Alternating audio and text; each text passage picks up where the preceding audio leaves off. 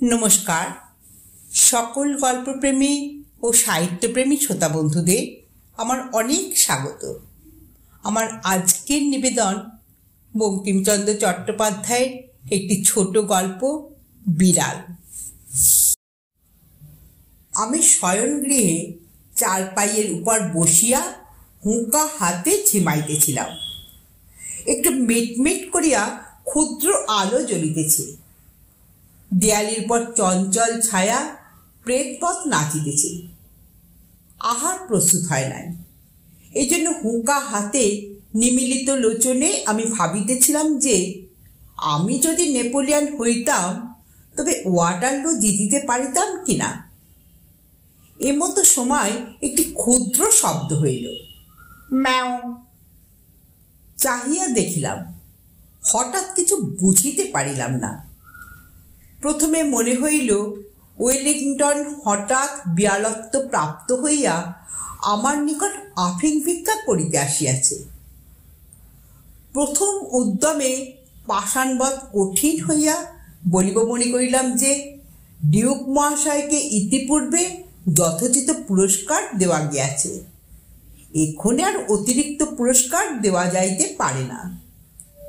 বিশেষ অপরিমিত লোক ভালো নহে। ডিউক বলিল, ম্যাও। তখন চক্ষু চাইয়া ভালো করিয়া দেখিলাম যে ওয়েলিংটন নহে, একটি ক্ষুদ্র মার্জার। প্রসন্ন আমার জন্য যে দুগ্ধ রাখিয়া গিয়াছিল তাহা নিঃশেষ করিয়া উদরসাৎ করিয়াছে। আমি তখন ওয়াটারলুর মাঠে ব্যূহ রচনায় ব্যস্ত, অত দেখি নাই। এক্ষণে মার্জার সুন্দরী নির্জাল দুগ্ধপানে পরিতৃপ্ত হইয়া আপন মনের সুখ এ জগতে প্রকটিত করিবার অভিপ্রায় অতি মধুর স্বরে বলিতেছে, ম্যাও। বলিতে পারি না, বুঝি তাহার ভিতর একটু ব্যঙ্গ ছিল। বুঝি মার্জার মনে মনে হাসিয়া আমার পানে চাহিয়া ভাবিতেছিল, কেহ মরে বিল ছেচে, কেউ খায় কই। বুঝি সে ম্যাও শব্দে একটু মন বুঝিবার অভিপ্রায় ছিল। বুঝি বেড়ালের মনের ভাব, তোমার দুধ তো খাইয়া বসিয়া আছি, এখন বলো কি। বলি কি আমি তো ঠিক করিতে পারিলাম না। দুধ আমার বাপেরও নয়, দুধ মঙ্গলার, দুইয়াছে প্রসন্ন। অতএব সে দুগ্ধে আমারও যে অধিকার, বিড়ালেরও তাই। সুতরাং রাগ করিতে পারি না। তবে চিরাগত একটি প্রথা আছে যে বিড়ালে দুধ খাইয়া গেলে তাহাকে তাড়াইয়া মারিতে যাইতে হয়। আমি যে সেই চিরাগত প্রথার অবমাননা করিয়া মনুষ্যকুলে কুলাঙ্গার স্বরূপ পরিচিত হইব, ইহাও বাঞ্ছনীয় নহে। কি জানি এই মার্জারি যদি স্বজাতি মণ্ডলে কমলাকান্তকে কাপুরুষ বলিয়া উপহাস করে। অতএব পুরুষের ন্যায় আচরণ করাই বিধেয়।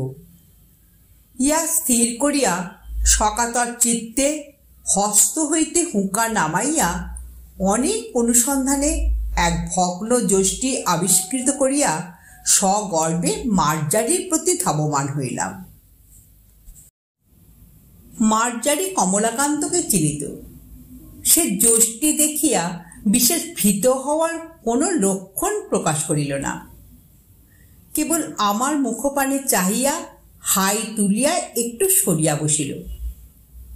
বলিল, ম্যাও। প্রশ্ন বুঝিতে পারিয়া যষ্টি ত্যাগ করিয়া পুনরপি শয্যায় আসিয়া হুঁকা লইলাম। তখন দিব্যকর্ণ প্রাপ্ত হইয়া মার্জারের বক্তব্য সকল বুঝিতে পারিলাম। বুঝিলাম যে বিড়াল বলিতেছে, মারপিট কেন? স্থির হইয়া হুঁকা হাতে করিয়া একটু বিচার করিয়া দেখো দেখি। এ সংসারে ক্ষীর, সর, দুগ্ধ, দধি, মৎস্য, মাংস সকলই তোমরা খাইবে, আমরা কিছু পাইব না কেন?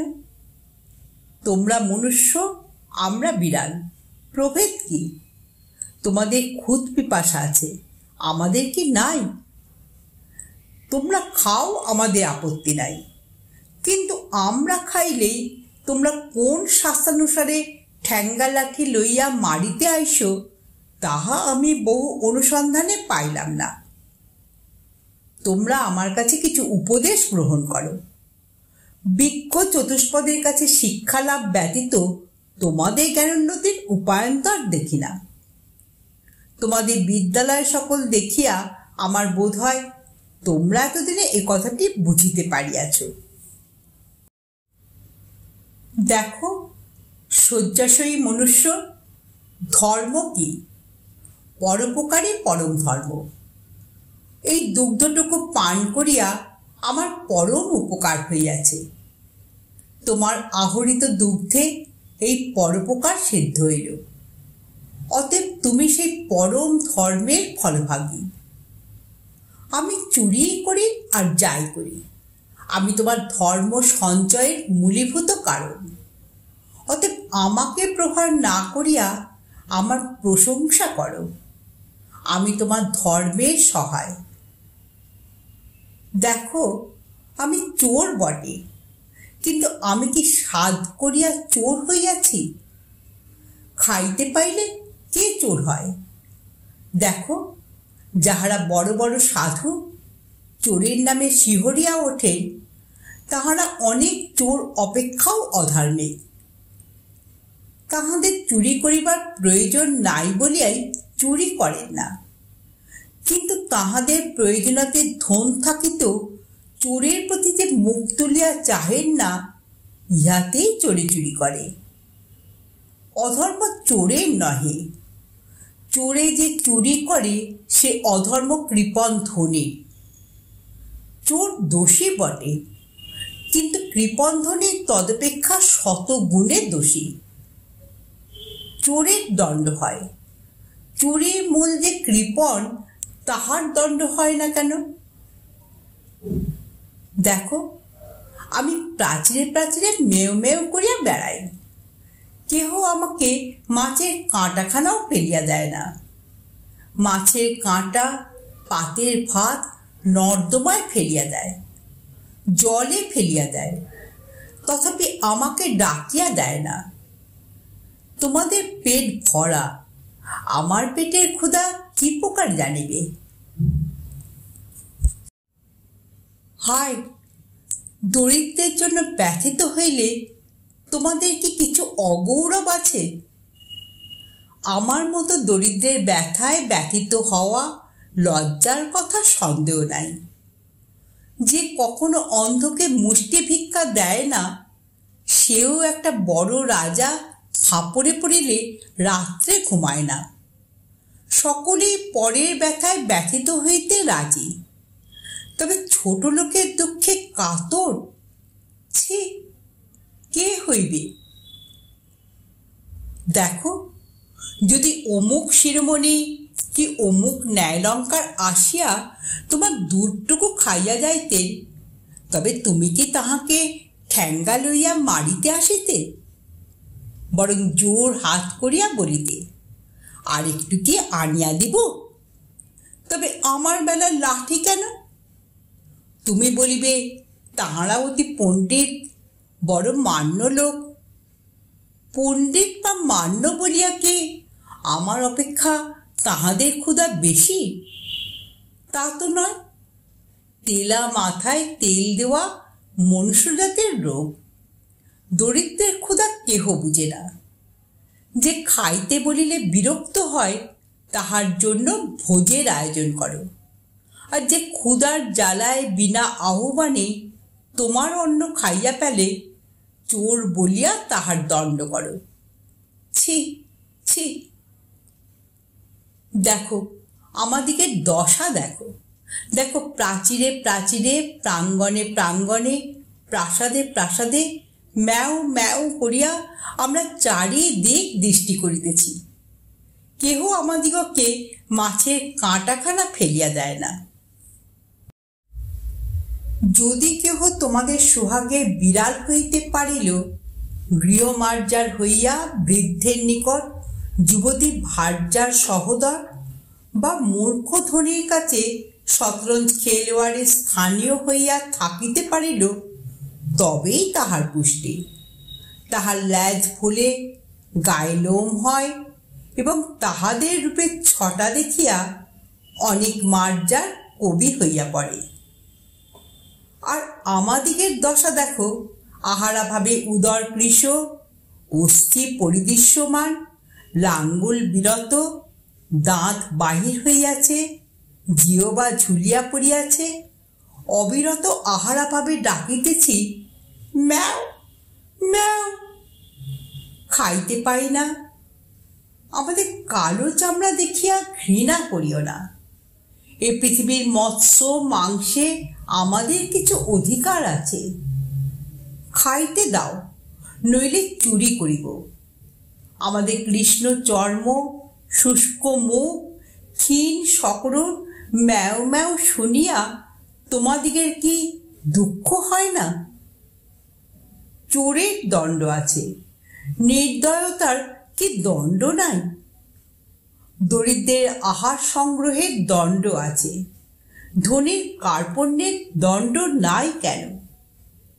তুমি কমলাকান্ত, দূরদর্শী, কেননা আফিংখোর।